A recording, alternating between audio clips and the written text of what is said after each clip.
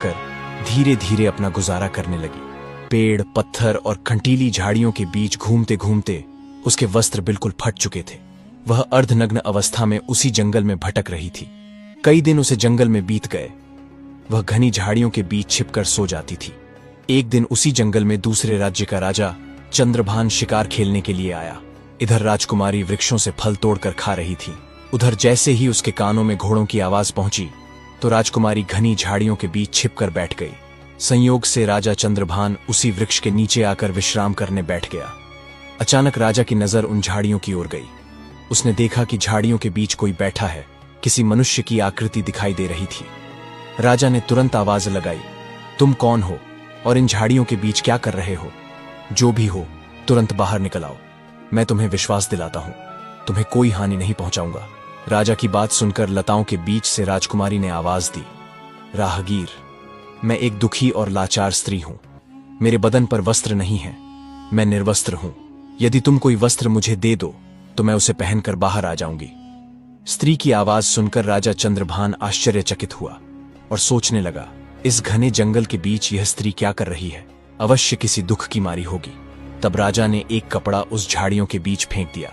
राजकुमारी ने उस कपड़े से अपने शरीर को अच्छी तरह ढका और फिर राजा चंद्रभान के सामने आ गई। राजा ने जब उसकी सुंदरता देखी तो वह उसे देखता ही रह गया। वह सोचने लगा, इतनी सुंदर स्त्री मैंने अपने जीवन में पहले कभी नहीं देखी। किसने इसे जंगल में छोड़ दिया है? यह तो हमारी रानी बनने के योग्य है। तब राजा ने अपने बारे में राजकुमारी को बताया और बोला, सुंदरी, तुम जो भी हो इससे मुझे कुछ मतलब नहीं है। अब मैं तुम्हें अपनी रानी बनाना चाहता हूं। राजा चंद्रभान की बात सुनकर राजकुमारी भी उसकी पत्नी बनने के लिए राजी हो गई। कहते हैं, डूबते को तिनके का सहारा भी बहुत होता है।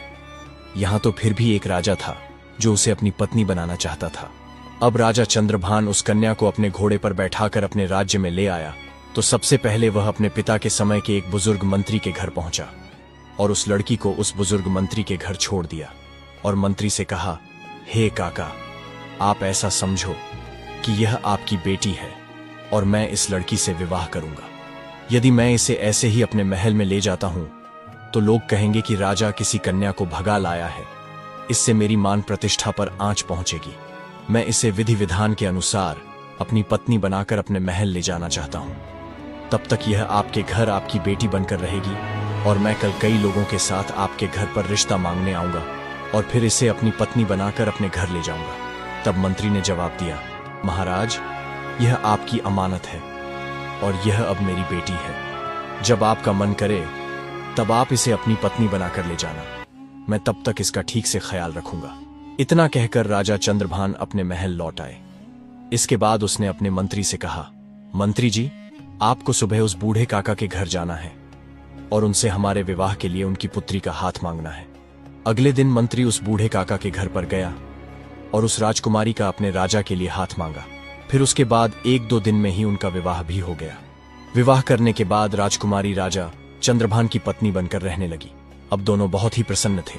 राजा सुंदर रानी पाकर खुश था और राजकुमारी घर और पति पाकर प्रसन्न थी।